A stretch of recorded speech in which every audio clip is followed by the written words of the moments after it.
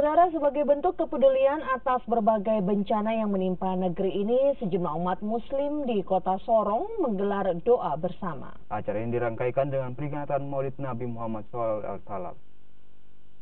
Doa dan zikir bersama dilakukan umat muslim kota Sorong di Masjid Agung Al-Akbar.